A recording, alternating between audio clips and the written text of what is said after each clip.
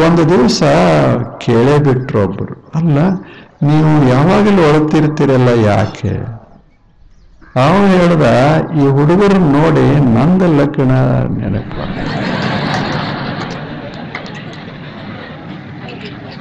ಆದ್ರೆ ಏನ್ ಮಾಡೋದು, ಈಗ 30 ವರ್ಷದ ಹಿಂದೆ ನಮ್ಮ ಮನೆಯವರು ಹೋದ್ರು, ಅದ ನೆನಪಾಗ್ತದೆ. ಈಗ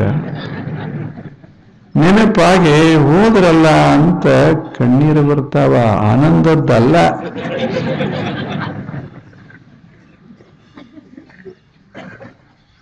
ಇವ ಜನ ಹಿಂಗ ತಿಳ್ಕೊಂಡ್ರು, ಇವ ಬ್ಯಾರೇನೆ.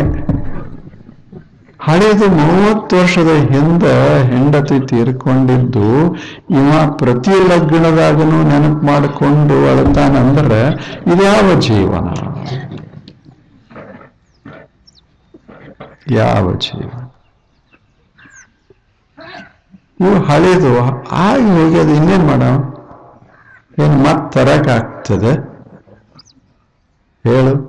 ಏನು ಹಳೆದಾಯ್ತೋ, the past is past. Never again think of the past. ಮತ್ತೆ ಮತ್ತೆ ಮತ್ತೆ ಅದನ್ನು ಯಾಕೆ ಗೇನಿಸ್ತೀಯ? ಹಾಗೆ ಹೋಗಿದೆ. ಏನೇನು ನಮಗೆ ಬೇಡಾದ ಸಂಗತಿಗಳ ಹಿಂದೆ ಆಗ್ಯಾವ, ಅವುಗಳನ್ನು ಒಂದು ಕ್ಷಣ ಮರೆಯೋದು. ಅದ ಚಿಂತೆಗೆ ಒಳಗಾದೇವಿ ಅಂದ್ರೆ ಹೊಸದೇನೂ ಬರುವುದಿಲ್ಲ ತಲೆಯಾಗ. ಆನಂದಕ್ಕೇನು ಬೇಕೋ ಅದು ಉಳಿಯೋದಿಲ್ಲ. ಲಗ್ನ ನೋಡಿ ಸಂತೋಷ ಪಡಬೇಕಾಗಿತ್ತು, ಅಳುತ್ತಾ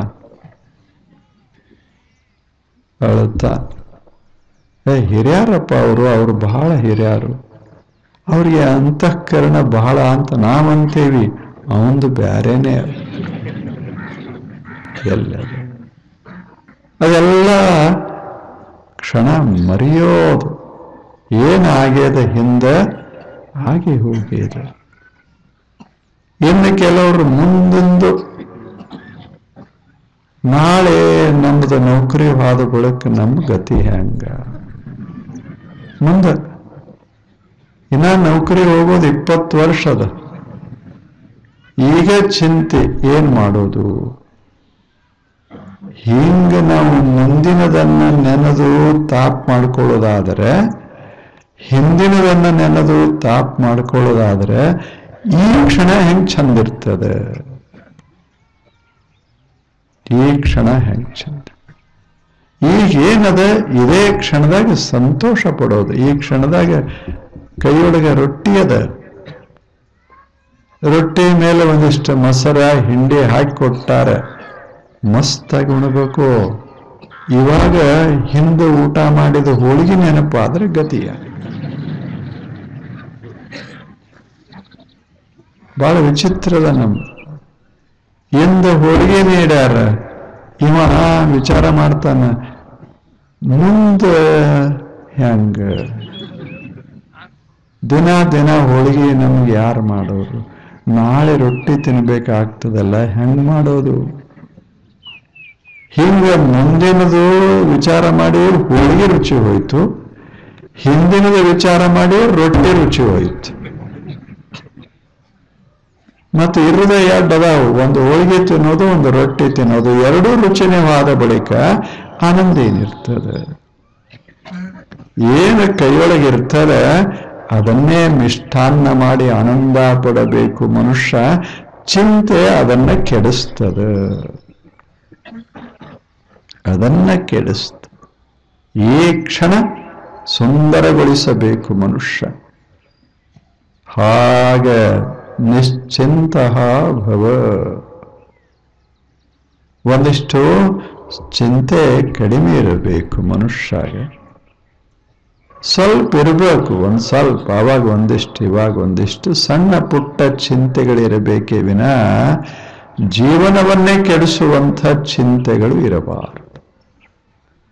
ಇಲ್ಲದೆ ಇದ್ರೆ ಏನೂ ಸಂತೋಷದ ಪೈರನ್ನ ಬೆಳಲಿಕ್ಕೆ ಆಗುವುದಿಲ್ಲ.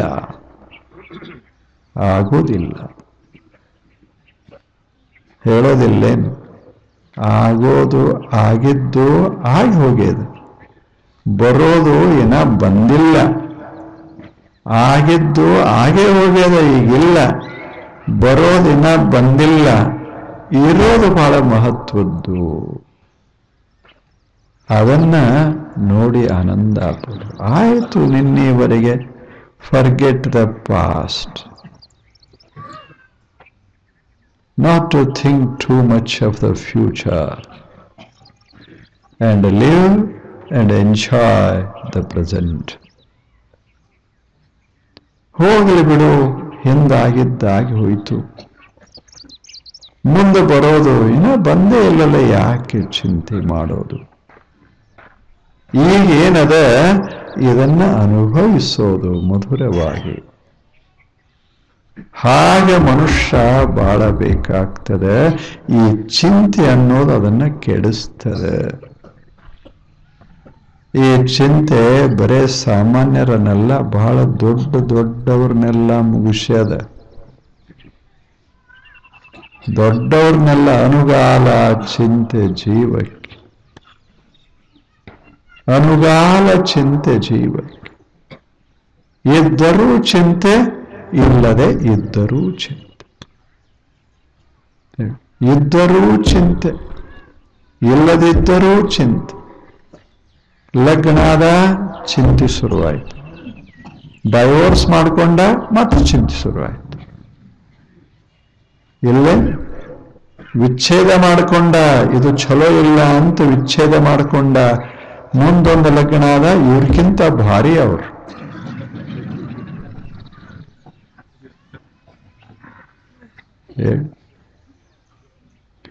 ಯಾವ ಮನಸ್ಸು ಸಂತೋಷ ಪಡ್ಲಿಕ್ಕೆ ಅಸಮರ್ಥವೋ ಆ ಮನಸ್ಸಿಗೆ ಏನು ಕೊಟ್ರಿ ಏನದ?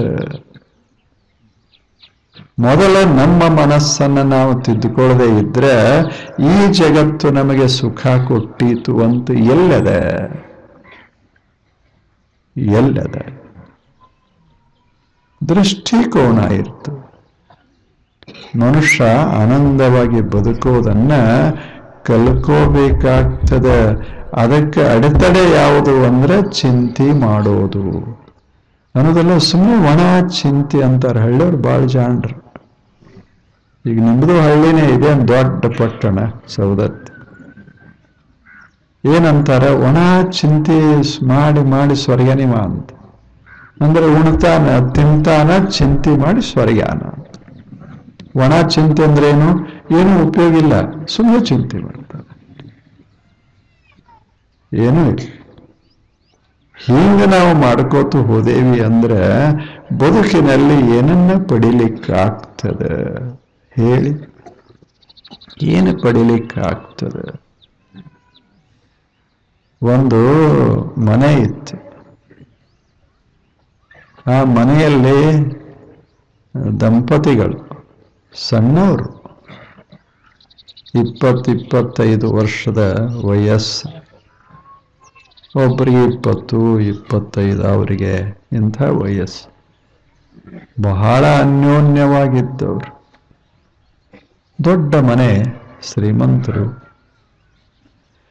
ಅವರಿಗೆ ಒಂದು ಮಗು ಹುಟ್ಟಿತು. ಶ್ರೀಮಂತರು, ಸಣ್ಣವರು, ಬಹಳ ಅನ್ಯೋನ್ಯ. ಒಂದು ಮಗು ಹುಟ್ಟಿದಾಗ ಸ್ವರ್ಗ ತಯಾರಾಗಿತ್ತು ಮನೆಯಾಗ. ಬಹಳ ಸಂತೋಷ ಆಗಿ ಆ ಮನೆ ಆತೇನು ಹುಡುಗಿದ್ದ, ಆತ ದೊಡ್ಡ ವ್ಯಾಪಾರ ಮಾಡ್ತಿದ್ದ.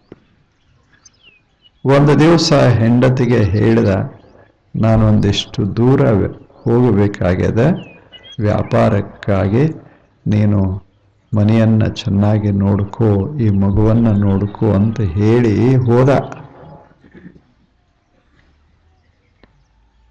ತಾಯಿ ಮಗುವನ್ನ ಬಹಳ ಚೆನ್ನಾಗಿ ರಕ್ಷಣಾ ಮಾಡ್ತಾ ಇದ್ಲು.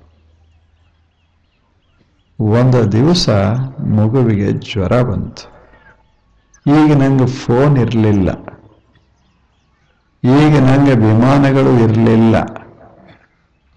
ಎಲ್ಲರ ಅವ ಹೋದ ಅಂದ್ರೆ ನಾ ಇಲ್ಲದೀನಿ ಅಂತ ಹೇಳೋದು ಯಾಕೆ? ಅಥವಾ ಇವ್ರೆ ಅವ್ರಿಗೆ ತಿಳಿಸೋದು ಯಾಕೆ? ಯಾವಾಗ ಬರ್ತಾನಂತ ಭರವಸೆನೂ ಇಲ್ಲ. ಹುಡುಗರೇ ದೇಹ ಬಿಡ್ತು. ಏನು ಉಪಚಾರ ಮಾಡಿದ್ರು ಅದು ಬದುಕಲಿಲ್ಲ. ಅದೇ ಸುಂದರವಾದ ಮಗು, 1 ವರ್ಷ 1.5 ವರ್ಷ, ಏನು ಮಸ್ತಾಯಿತ್ತು. ಹುಡುಗನ ತಲೆಯಾಗ ಬರೇ ಅದೇ. ಏನು ಮಾಡೋದು, ಹೋತು. ಆ ಬಳಿಕ ಸ್ವಲ್ಪ ದಿನಗಳ ನಂತರ ತಂದೆ, ಹುಡುಗ ಯುವಕಿದ್ದಲ್ಲ, ಬಂದ. ಬಾಗ್ಲ ತೆಗೆದ್ಲು ಹೆಂಡತಿ, ಮುಗುಳುನಗೆ ನಕ್ಕಳು. ಆತ ಸಂತೋಷದಿಂದ ಒಳಗೆ ಬಂದ, ಸ್ನಾನ ಮಾಡಿದ, ಮಸ್ತಾಗಿ ಊಟಕ್ಕೆ ಕೂತ. ಅವಾಗ ತಾಯಿ ಏನೂ ಹೇಳಿರ್ಲಿಲ್ಲ ಇನ್ನ ಏನಾಗ್ಯದಂತ. ಇವ ಏನ್ ತಿಳ್ಕೊಂಡ, ಮಗು ಮಲಗ್ಯದಂತ ತಲೆಯಾಗ ಅದೇ. ಮಗು ಮಲಗಿರ್ಬೇಕು ಅದಕ್ಕೆ ಅಂತ ಸುಮ್ಮನೆ ಆಗಿದ್ದ. ಊಟಕ್ಕೆ ಕೂತ, ತಟ್ಟೆಯೊಳಗೆ ಎಲ್ಲ ನೀಡ್ಯಾಳ. ನೀಡಿ ಆ ಬಳಿಕ ಹೇಳಿದ್ಲು, ನೀವು ಹೋದ ಬಳಿಕ ಒಂದು ಸಣ್ಣ ಘಟನೆ ಆತು. ಅದು ಸರಿ ಏನು ಅಂತ ಕೇಳಿದ್ಲು. ಏನು ಅಂದ. ನಮ್ಮ ಮನೆಯೊಳಗ ನಮ್ಮದೊಂದು ಸುಂದರವಾದ ತಟ್ಟೆ, ಅದನ್ನ ನೆರೆಮನೆಯವಳು ಆ ಭಾಂಡೆ ತಗೊಂಡು ಹೋದ್ಲು. ನಮ್ಮ ಭಾಂಡೆ ನಾವು ತರಬೇಕಂತ ನಿನ್ನೆ ಅವ್ರ ಮನೆಗೆ ಹೋದ್ರೆ ಆ ಭಾಂಡೆ ಕೊಡಾಗ ಅಳಕತ್ತಿದ್ಲು. ನಿಮ್ಗೆ ಗೊತ್ತಾಗ್ಲಿಲ್ಲ. ನಮ್ಮ ಭಾಂಡೆ ನಾವು ತರಕ್ ಹೋದ್ರೆ ಆಕೆ ಯಾಕೆ ಅಳಬೇಕು, ಅಳಾಕ್ ಹತ್ತಿದ್ಲು ಅಂದ್ಲು. ಅವ ನಕ್ಕ, ಹುಡುಗ ತಂದೆ ಇದು ಪತಿ ನಕ್ಕಂದ, ಎಂತ ಹುಚ್ಚಿ ಇರಬೇಕು ಆಕೆ, ನಮ್ಮ ಭಾಂಡೆ ನಾವು ತಂದ್ರೆ ಆಕೆ ಯಾಕೆ ಅಳಬೇಕು ಅಂತ. ಹಾಗ ಇನ್ನೊಂದು ಘಟನಾ ನಡೆದದ. ನಮಗೊಂದು ಮಗು ಇತ್ತಲ್ಲ, ದೇವರು ಕೊಟ್ಟಿದ್ದ, ಮೊನ್ನೆ ಓದ. ಇನ್ನೇನ್ ಮಾಡ್ದ, ಇದೇ ಗಂಧನ ಅವ್ರ ಭಾಂಡೆ ಅವ್ರು ಹೋದ್ರ ಈಗ ಯಾಕೆ ಅಳಬೇಕು ಅಂತ. ದೇವ್ರು ಕೊಟ್ಟಿದ್ದ ದೇವ್ರು ಹೋದ್ರ ಆತ ಜಾಣತನ ಹೇಳಿ ಈಗ ಅಳುವಂಗಿಲ್ಲ. ಯಾಕೆ ತಾನೇ ಹೇಳ್ಯಾನ, ನಮ್ಮ ಭಾಂಡೆ ನಾವು ತಂದ್ರೆ ಅವರೇ ಕಳ್ಬೇಕು. ಈಗ ಹೆಂಡತಿ ಹೇಳ್ತಾಳ, ದೇವ್ರು ಕೊಟ್ಟಿದ್ದ ದೇವ್ರು ಓದ, ಮತ್ ದೇವ್ರು ಕೊಟ್ಟಿದ್ದೇ ದೇವ್ರು ಓದಿದ್ರೆ ನಾನಾ ಕಳ್ಬೇಕು ಅಂತ ತಲೆ ಹಾಕಿದ್ಲು. ಹೆಂಗದ ನಿಶ್ಚಿಂತ. ಹುಡುಗನ ಮುಖದ ಮೇಲೆ ಆಗಲೇ ದುಃಖ ವ್ಯಕ್ತ ಆಗಬೇಕಾಗಿತ್ತು, ಕಣ್ಣೀರ ಹರಿಬೇಕಾಗಿತ್ತು. ಆದ್ರೆ ಜ್ಞಾನದ ಬೆಳಕು ಬಿದ್ದಿತ್ತು. ಹೆಣ್ಣು ಮಕ್ಕಳು ಎಷ್ಟು ಜಾಣ ಇರ್ತಾರ. ಮನಸ್ಸಿಗೆ ನೋವು ಆಗಬಾರದು, ಸುದ್ದಿಯರೇ ಹೇಳಬೇಕು. ಹೆಂಕಲ ಅವ ಬಂದು ಕೂಡಲೇ ಅಳಕ್ ಶುರು ಮಾಡಿದ್ರೆ ಅವ ಮುಗಿದೋ ಹೋಗ್ತಿತ್ತು, ಕೆಳಗೆ ಬೀಳ್ತಿದ್ದ. ಏನಿಲ್ಲ, ಸ್ವಚ್ಛಾಗಿ ಸ್ನಾನ ಪಾನ ಎಲ್ಲ ಮಾಡಿಸಿ ಮಸ್ತ್ ಅಡಿಗೆ ಮಾಡಿ ಅವನು ಕೂಡಿಸಿ ಎಲ್ಲ ಅಡಿಗೆ ನೀಡಿ ಇನ್ನೇನು ಉಣಬೇಕು. ಆವಾಗ ಈ ಕಥೆ ಹೇಳಿದ್ಲು. ಅವನ್ ನಕ್ಕೋತ ಹೇಳ್ದ, ಅವ್ರ ಭಾಂಡೆ ನಮ್ಮ ಭಾಂಡೆ ನಾವು ತಂದ್ರ ಅವ್ರ್ಯಾ ಕಳಬೇಕು. ನಕ್ಕೋತ ಹೇಳ್ದ, ಹುಚ್ಚಿ ಅದಾಳ ಆಕೆ ನೆರೆಮನೆಯವಳು, ಇನ್ನು ಹತ್ರ ಹುಚ್ಚಾಗ್ತಾನ.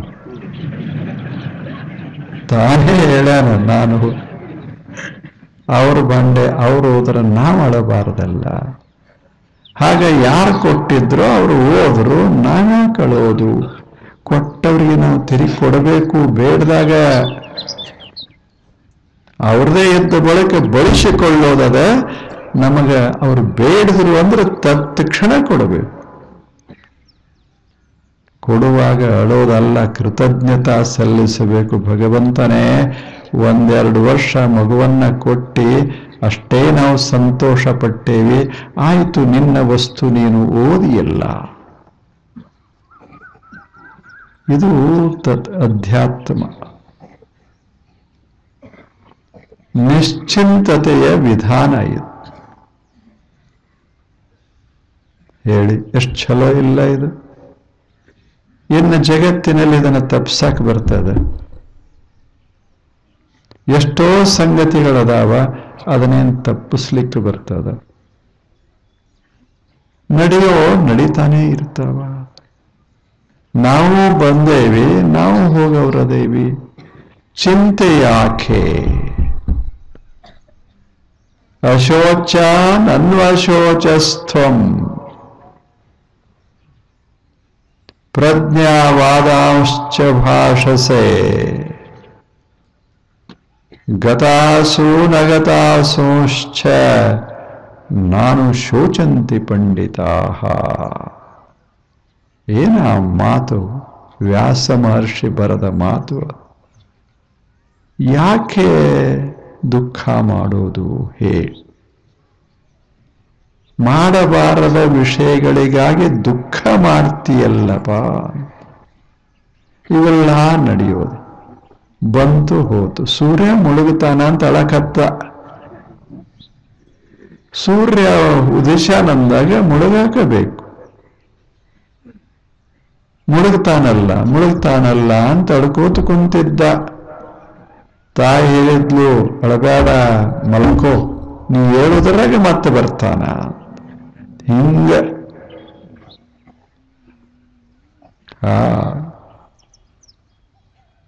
ಇದು ಇಂಥ ಚಿಂತೆ, ಇದು ಅವಗುಣ, ಇದ ಕಸ. ಈ ಕಸ ಭಯಾನಕ. ಇದು ಬಹಳ ಕೆಡಿಸ್ತ. ಮನುಷ್ಯನ್ನ ಸಂತೋಷವಾಗಿ ಇಡ್ಲಿಕ್ಕೆ ಆಗೋದೇ ಇಲ್ಲ. ಯಾವಾಗಲೂ ಚಿಂತೆ ಮನಸ್ಸನ್ನ ಅದು ಸುಡ್ತಿರ್ತದೆ. ಅಶೋಚಾನನ್ವಶೋಚಸ್ಥಂ ಇವೇನು ಶೋಚನೀಯ ಅಲ್ಲ. ಇವು ಚಿಂತೆ ಮಾಡೋದು ಅಷ್ಟು ಅವಶ್ಯಕತೆ ಇಲ್ಲ. ಯಾಕೆ? ಬಾಡ್ತವ. ಈಗ ಪುಷ್ಪದ ಬಾಡ್ತದೆ. ಇನ್ನು ಬಾಡ್ತದಲ್ಲ ಅಂತ ಕೈಯಾಗಿ ಹಿಡ್ದಾನ, ಇದು ಬಾಡ್ತದಲ್ಲ ಅಂತ ಚಿಂತೆ ಮಾಡಿದರೆ ಗತಿ ಏನು? ಬಾಡೋ ತಕ ನಾವು ಅನುಭವಿಸೋದು, ಆನಂದ ಪಡೋದು. ಇಲ್ಲೇ ಪ್ರಜ್ಞಾವಾದಾಂಶ್ಚ ಭಾಷಸೆ. ದೊಡ್ಡ ದೊಡ್ಡ ಮಾತಾಡ್ತೇವಿ, ದೊಡ್ಡ ಮಾತುಗಳನ್ನಾಡ್ತೇವಿ. ಆದರೆ ಸಣ್ಣ ಸಣ್ಣ ವಿಷಯಗಳ ಚಿಂತೆ ಬಹಳ ಮಾಡ್ತೇವಿ. ಗತಾಸು ನಗತಾಸೂಶ್ಚ ಏನು ಬರ್ತಾವ ಹೋಗ್ತಾವ. ಕೆಲವು ಬಂದಿಲ್ಲ, ಕೆಲವು ಬಂದಾವ. ಹೋಗಿದ್ದು ಹೋಗ್ಯಾವ, ಇನ್ನ ಕೆಲವು ಬರುವುದಾವ. ಅವು ಇಲ್ಲೀಗ ಅವುಗಳ ಬಗ್ಗೆ ಬಹಳ ಚಿಂತೆ ಮಾಡುತ್ತೆ. ನಾವು ಈ ಕ್ಷಣದಲ್ಲಿ ಈ ಕ್ಷಣವನ್ನ ಬಳಸಿಕೊಂಡು ಸುಂದರವಾದ ಜೀವನವನ್ನು ಕಟ್ಟಿಕೋಬೇಕು. ಮನುಷ್ಯನೇ ಕೆಡಿಸಬಾರದು ಈ ಕ್ಷಣವನ್ನ. ಯಾಕೆ? ಬರೋದೇ ಇದೇ ಕ್ಷಣ ಒಂದೇ ಜೀವನದಲ್ಲಿ. ಹಿಂದಿನ ಕ್ಷಣ ಹೋಗ್ಯದ, ಮುಂದಿನ ಕ್ಷಣ ಏನ ಬಂದಿಲ್ಲ. ಇರೋ ಕ್ಷಣನೇ ಕ್ಷಣ. ಇದನ್ನು ಒಂದಿಷ್ಟು ಸುಂದರ ಮಾಡು. ಏನ್ ಮಾಡು? ಅದನ್ನ ಸುಂದರ ಮಾಡು. ಹೆಂಗ? With A smile make it beautiful. ಒಂದು ಸ್ವಲ್ಪ ಸಂತೋಷದಿಂದ ಬದುಕೋದನ್ನ ಕಲ್ಕೋ. ನಿಶ್ಚಿಂತತೆ ಇತ್ತು ಅಂದ್ರೆ ಮನುಷ್ಯ ಆನಂದವಾಗಿರ್ತಾನ. ಚಿಂತೆಯಾಗಿ ಆಗಿದ್ದಾಗಿ ಹೋಗಿದೆ. ಇನ್ನ ಮುಂದಿಂದು ಇನ್ನ ಬಹಳ ದೂರ. ಯಾಕೆ ವಿಚಾರ ಮಾಡೋದು? ಹೇಗೆ? ಒಂದು ದವಾಖಾನೆ ಇತ್ತು, ದೊಡ್ಡ ದವಾಖಾನೆ. ಅಲ್ಲಿ ಒಬ್ಬ ದೊಡ್ಡ ಲೇಖಕ, ಅವನ್ನ ಅವಾಗ ಆರಾಮಿರಲಿಲ್ಲ. ತಂದು ಹಾಸಿಗೆ ಮೇಲೆ ಮಲಗಿಸಿದ್ರು.